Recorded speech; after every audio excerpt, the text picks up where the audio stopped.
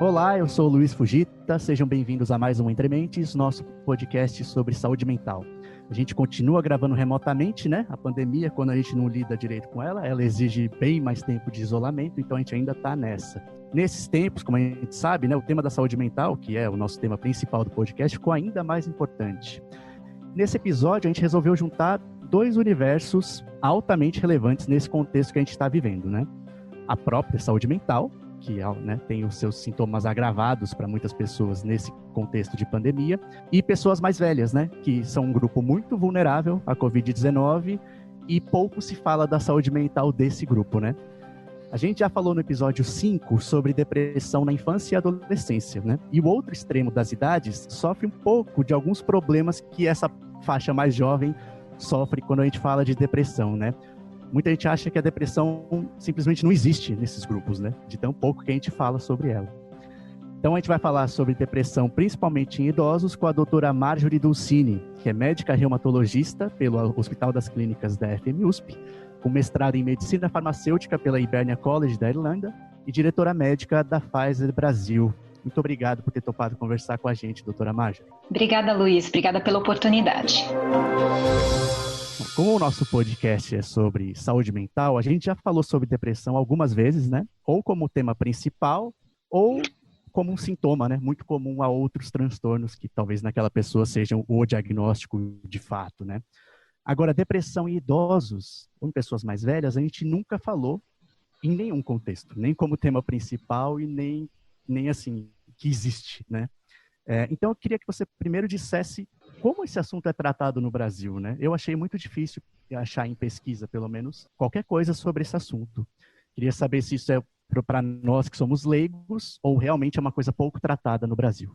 Luiz, é um tema bastante importante de ser tocado, porque existe a depressão, em torno da depressão existe muito tabu, né? Eu acho que por isso até a gente tem poucos dados antigos ou poucos dados anteriores, né, sobre a incidência de depressão, o impacto da depressão, a relação de depressão e suicídio. Existe muito tabu em torno do tema. Quando a gente fala da população idosa, né, a população mais velha, isso também é um reforço para essa característica do tabu e um pouco de preconceito, né, falta de informação de qualidade, acesso à informação. A gente está falando de uma população que, por motivos variados, teve menos exposição a dados ou informações de qualidade sobre o tema depressão. Então, talvez o tabu também esteja mais permeado dentro dessa população. Ou mitos, né? Não ter muito dado de qualidade sobre o tema, trazendo muitos mitos e tabus sobre isso. Então, é muito relevante, está muito relevante no momento atual. E, inclusive, nós trouxemos aí há algumas semanas os dados de uma pesquisa e que vai trazer alguns dados para você e para quem nos ouve. Essa pesquisa se chama Depressão, Suicídio e Tabu no Brasil, um novo olhar sobre a saúde mental. Essa pesquisa foi aplicada de forma online pelo Ibope a 2.000 pessoas. Foi no segundo semestre de 2019, a pedido da Pfizer e da divisão da Pfizer, que é focada em doenças crônicas não transmissíveis, que é a Upjohn.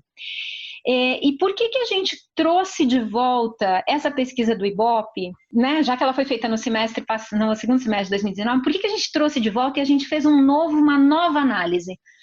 Por conta da pandemia, por conta do isolamento social, querendo entender como a gente poderia trazer os dados da pesquisa para chamar a atenção e conscientizar a população sobre esse tema tão relevante que ganhou mais força nesse momento de isolamento social. E aí, um dos dados bastante relevantes que surgiu aí na pesquisa foi justamente que apontou que os brasileiros mais velhos têm maior dificuldade de identificar a depressão como uma doença. Veja, por exemplo, que 30% dos participantes que tinham de 55, que eram acima de 55 anos, eles não estavam convencidos de que realmente é uma condição de saúde, é uma doença. Teria mais um estado emocional, assim. Isso, e veja só, de que não existe, de que a condição talvez pudesse ser resumida como falta de fé.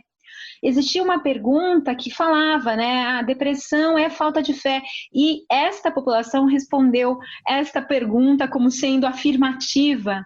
Muitos responderam nessa população acima de 55 anos, dizendo que essa afirmação era correta, né? Mais do que em faixas etárias mais jovens, né? Mais do que em faixas etárias mais jovens. E esse público maduro também não está convencido, por exemplo, de que somente a alegria de viver não basta para vencer a depressão. Também tinha uma pergunta falando sobre a alegria ser o suficiente para vencer a depressão. Veja que 59% deste público mais maduro, né, desses participantes que eram mais velhos, consideram que esse mito de que a alegria pode ser suficiente para vencer a depressão, né?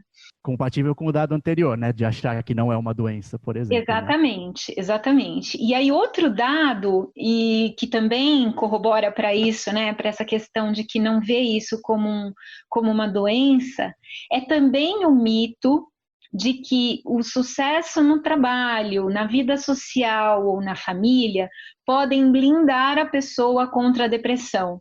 Também é mais forte esse ponto entre os mais velhos do que entre os mais jovens. 30% mais ou menos aí dessa amostra dos mais velhos acreditam nesse mito. E assim, o público maduro também, ele mostrou que são os que menos conseguem associar a depressão com risco de suicídio, que é uma relação bem estabelecida pelos órgãos, pela Organização Mundial da Saúde, pelos dados brasileiros mostrando a relação entre, assim, é mundialmente conhecida a relação entre depressão e risco aumentado de suicídio. E 1 em cada 4 entrevistados nessa faixa etária desconhece essa associação entre depressão e risco de suicídio. Mas tem uma boa notícia, Luiz. Tem uma boa notícia vindo dessa pesquisa. Nós também vimos que o público maduro, apesar de todos esses mitos e a gente percebe um pouco dessa falta de informação sobre a depressão, esse público maduro está mais à vontade para falar do assunto depressão. Eles estão abertos para falar sobre o assunto depressão. 89% deles respondeu que sim, está aberto a tratar do tema. E veja só que oportunidade muito legal que a gente tem aqui, né? De, sabendo que eles estão mais à vontade para falar sobre o assunto depressão, como a gente tem aí a oportunidade de realmente levar informação de qualidade e tocar nesse assunto com essa população, que é a população que está mais vulnerável hoje, porque é uma população que está vulnerável tanto para a Covid, como é uma população que está mais vulnerável para a própria depressão. E aqui eu também tenho um dado para dividir com vocês, que na população em geral, a prevalência de depressão no Brasil é de 5,8%. Mas quando a gente pega a faixa etária de 60 a 64 anos, essa taxa sobe para 11,1%. Então nós estamos vendo uma população que tanto está mais vulnerável para a doença, para a Covid-19, como mais vulnerável para a depressão. Então, por isso que juntamos, né, esses dois temas como algo importante para a gente abordar e para a gente falar a respeito.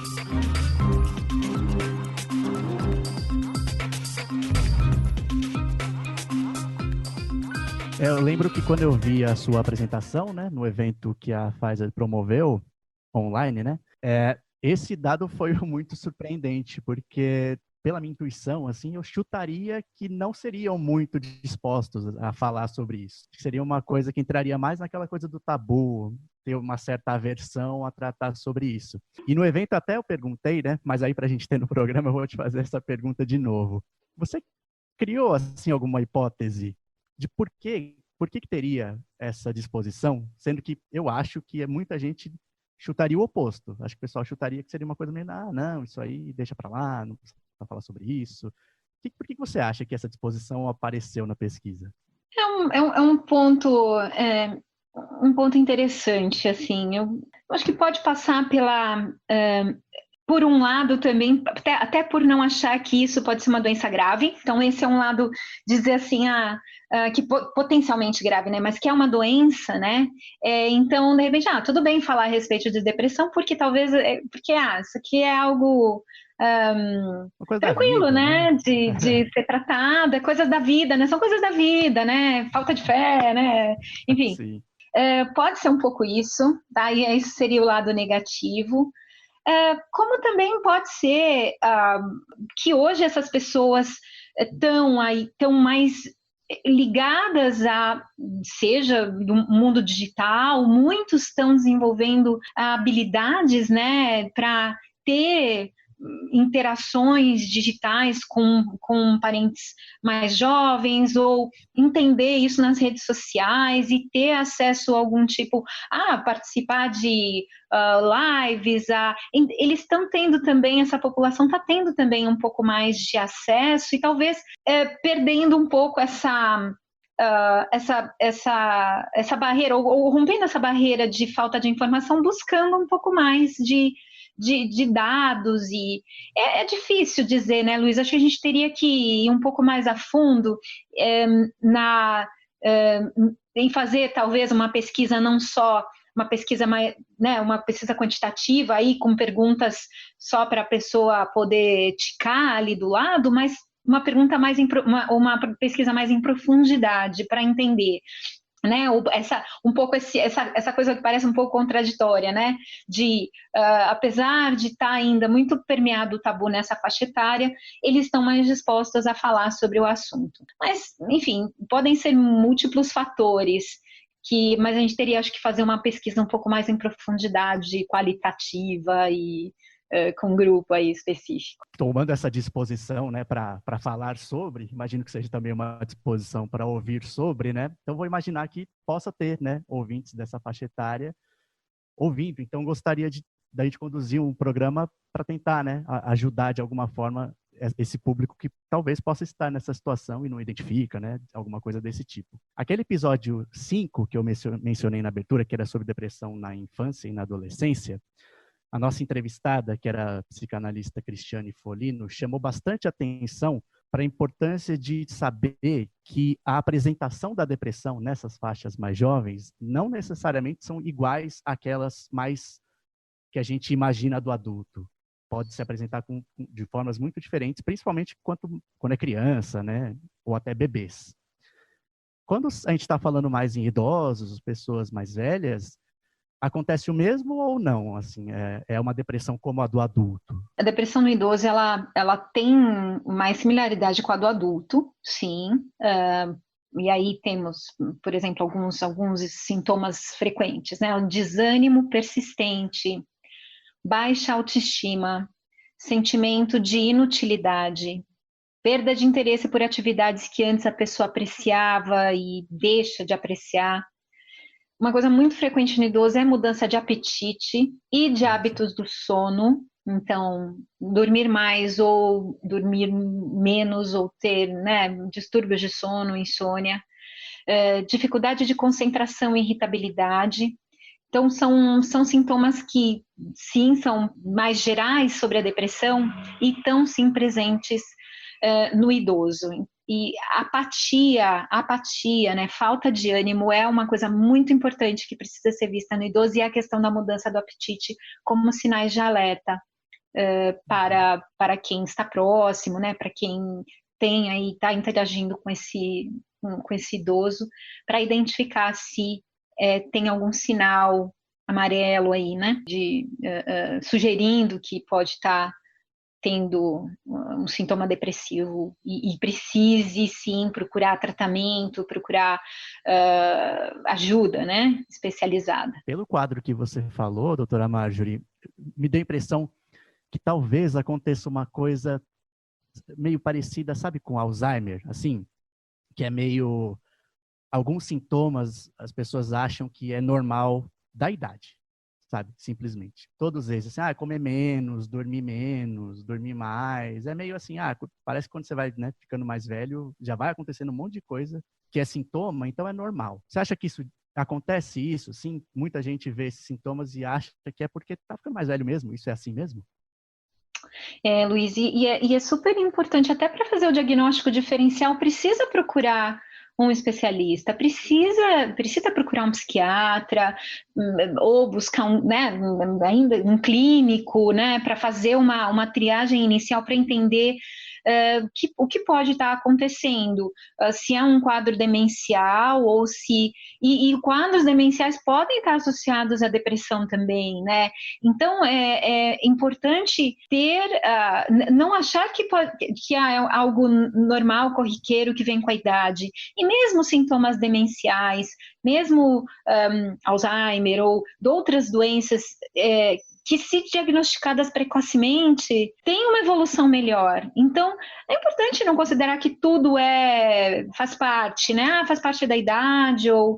Não, eu acho que, assim, é preciso sair um pouco esse conformismo, né, dizer, o idoso é porque está idoso. Não, né, a ciência evoluiu muito nos últimos anos e para depressão existem inúmeros tratamentos, tratamento medicamentoso, tratamento psicoterápico, tratamentos alternativos, existem inúmeros alternativos no sentido de não medicamentosos associados à psicoterapia que podem ajudar a mexer com o lado comportamental, né? Então, são as terapias comportamentais, cognitivo-comportamentais. Então, e para doenças degenerativas cerebrais, para demência, também tem, né? Então, também é um pouco de falta de informação e tabu que precisa ser quebrado, né? E além da depressão, que é o tema do que a gente está falando aqui, mas essas outras também. Diagnóstico precoce é importante,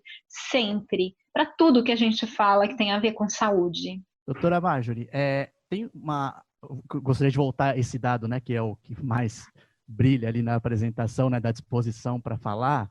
Você acha que essa disposição para falar sobre também deve se refletir numa abertura para tratamento? Acho que também a gente teria que entrar um pouco mais a fundo, mas sempre uma coisa puxa a outra, né, Luiz? Quer dizer, difícil dizer se levaria a pessoa a buscar um tratamento medicamentoso. E aí é até interessante, porque eu tenho um outro dado aqui que também fica ali conflita um pouquinho com esse dado do falar sobre o assunto, que é assim, dos respondentes com mais de 55 anos, 1 em cada 10 entrevistados não iria ao psiquiatra mesmo que recebesse um encaminhamento médico. Então, também tem ali quer dizer, 1 em 10 entrevistados não é um número muito alto, mas é algo que a gente tem que prestar atenção e falar assim, tudo bem, ele está a fim de falar do assunto, ele tem abertura para falar do assunto, mas será que isso vai se refletir, um pouco da sua pergunta, vai se refletir no buscar atendimento médico? Talvez exista um caminho ainda a percorrer entre uma coisa e outra. O falar sobre o assunto mostra uma disposição para entender melhor.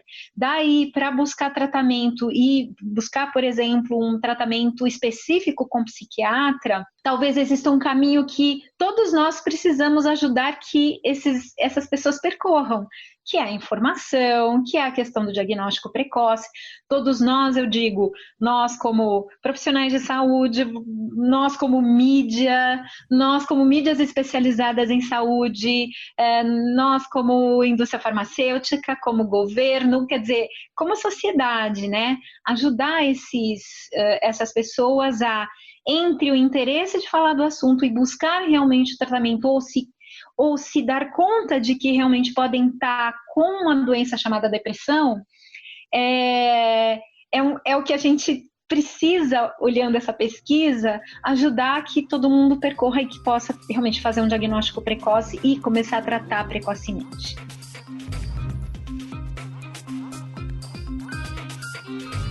Indo nessa linha, doutora Marjorie, queria que você chamasse a atenção para a variedade e também, assim, não só a variedade, mas meio que não a intensidade, né? Mas algo como a intensidade dos tratamentos, porque eu acho que quando a gente pensa em depressão, a gente já pensa em depressões graves, né? Acho que a imagem que vem na cabeça é um caso grave.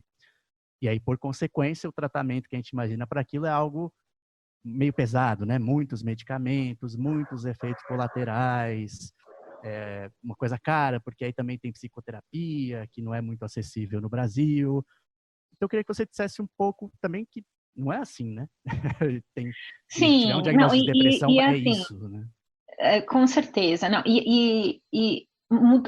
você falou da psicoterapia e acessibilidade, eu acho que é até interessante trazer um ponto, a psicoterapia, o acesso à terapia mudou nos, nos últimos tempos, inclusive convênios, né, as operadoras de saúde oferecendo o serviço de psicoterapia para os seus segurados, também o SUS de uns anos, né?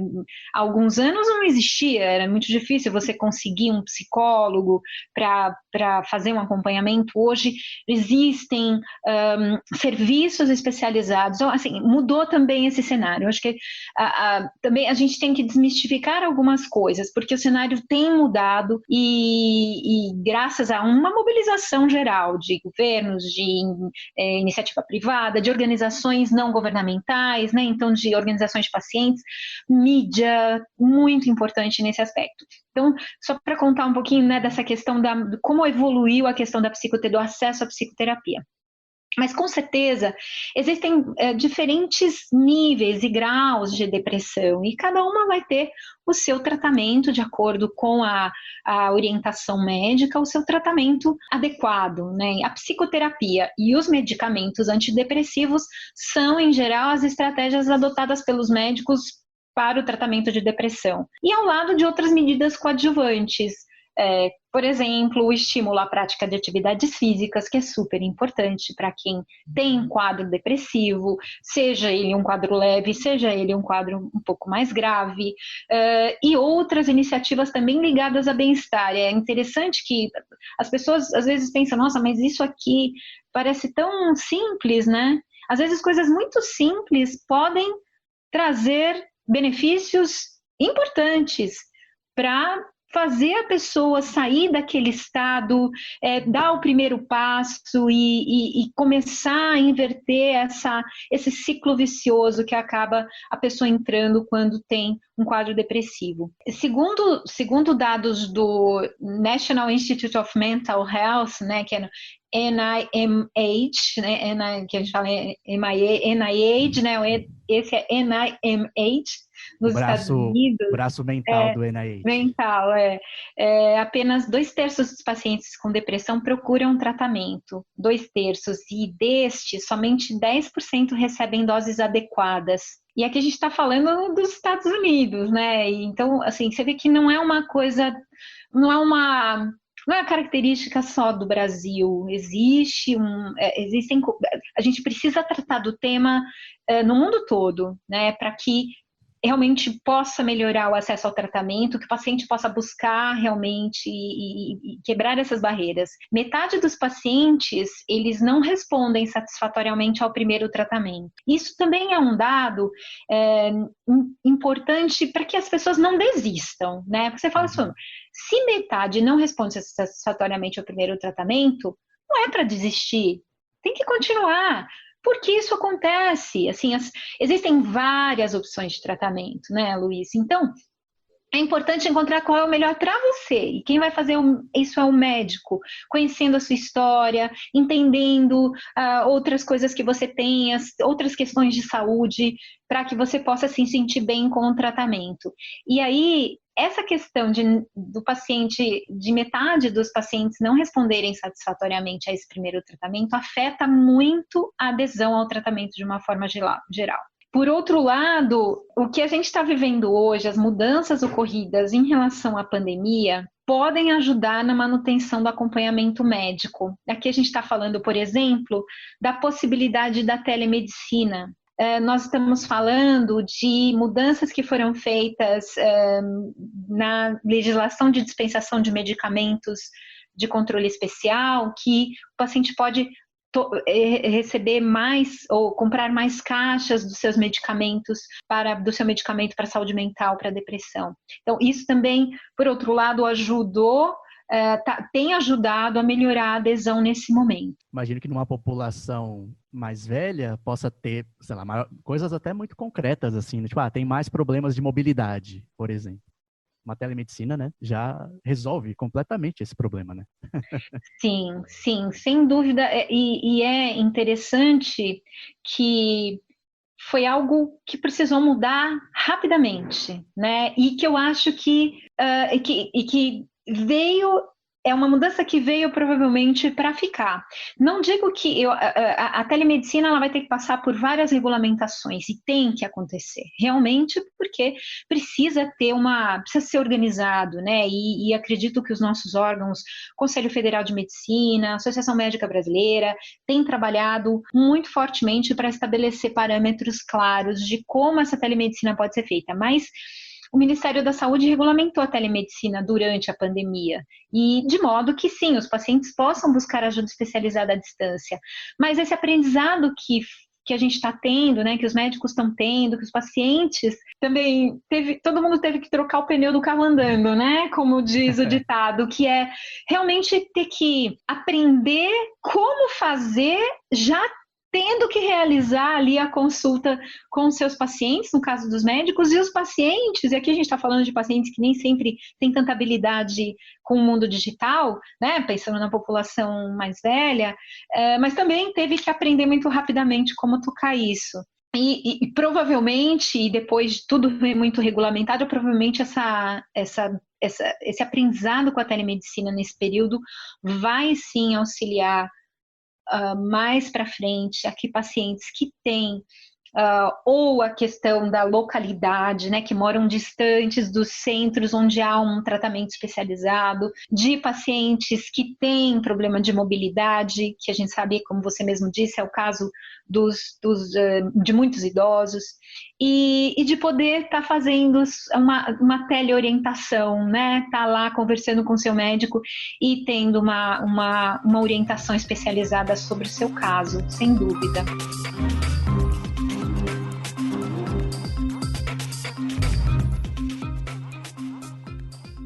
Tem um ponto que você falou, doutora Marjorie, que eu queria retomar, que é essa coisa da importância de não desistir, né?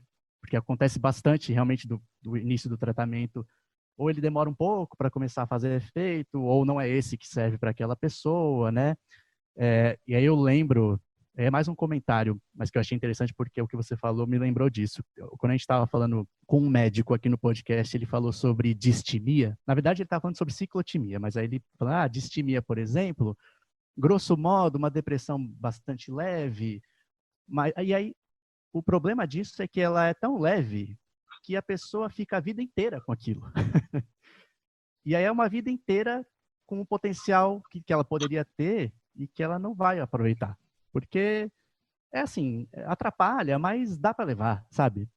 E aí ninguém procura ajuda por causa disso, né?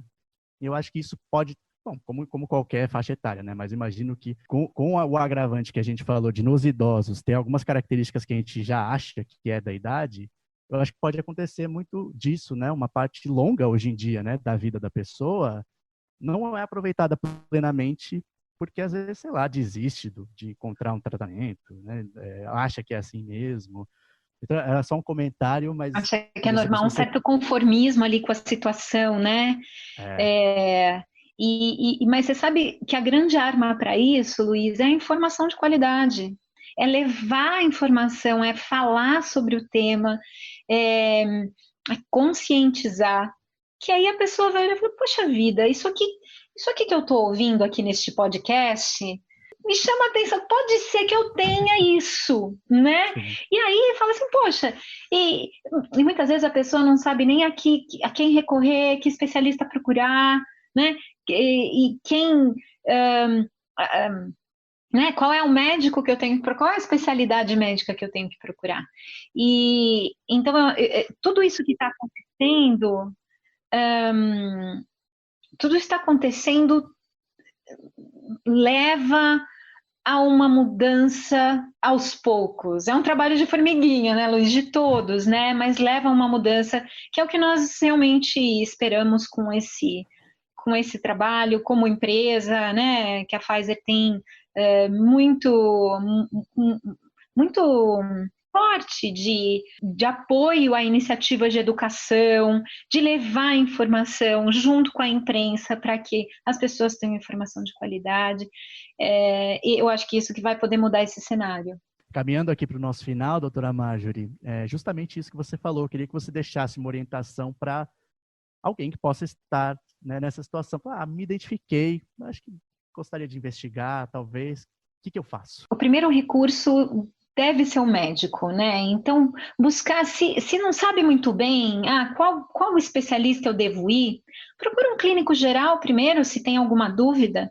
Agora, se há algo que está angustiando um pouco mais, está sentindo ali que, ou você está junto de alguém que está com algum sintoma desses que a gente comentou um pouquinho antes aqui no podcast, procurar um psiquiatra. O psiquiatra é o especialista que tenha todo o conhecimento, é o expert em tratar esses temas relacionados à saúde mental e à depressão e podem, com certeza, ajudar de forma abrangente, não é só medicamento, muitas pessoas nem precisam de medicamentos, às vezes só no início do tratamento, né? Fazendo outras terapias podem diminuir o tempo de uso do tratamento. Outros podem ter que realmente tomar uma medicação, às vezes por longos períodos, ou até pelo resto da vida. Mas os medicamentos hoje têm uma segurança muito grande, né? A tolerabilidade muito já comprovada.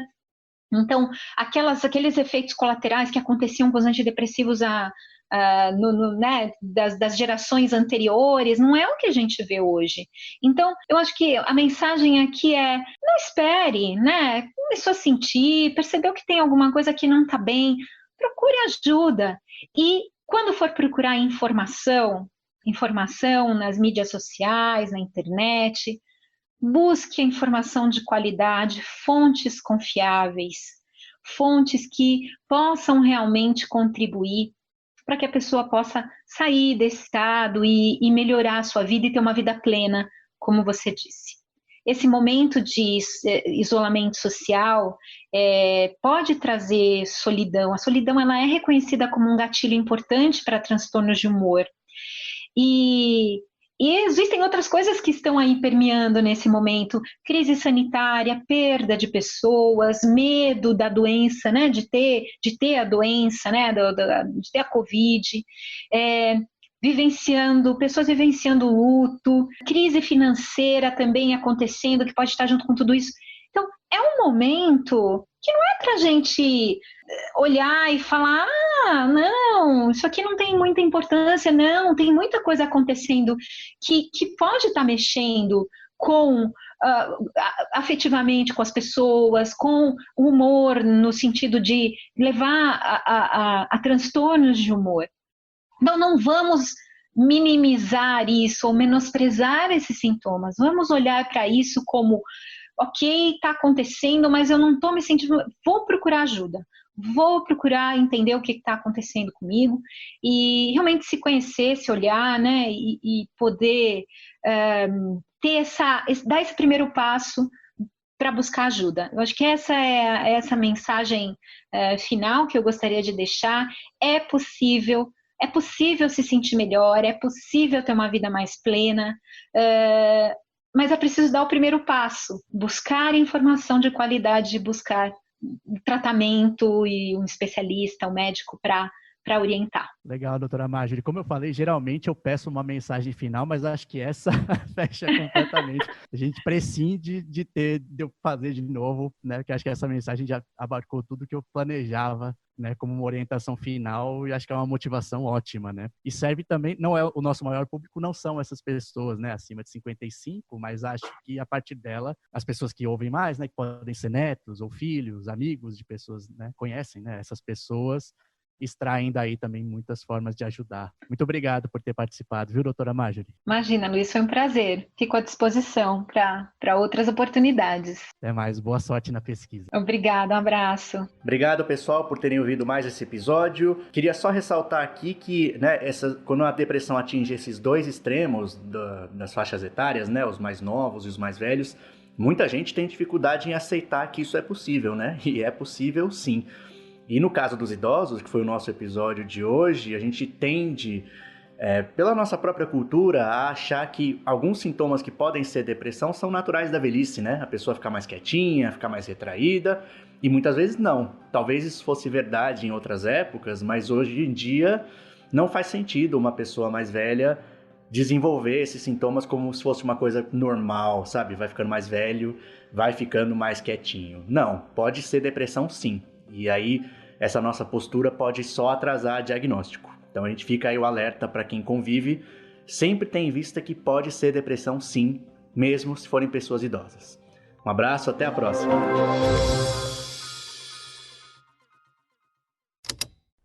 Esse programa foi editado pela Estalo Podcasts.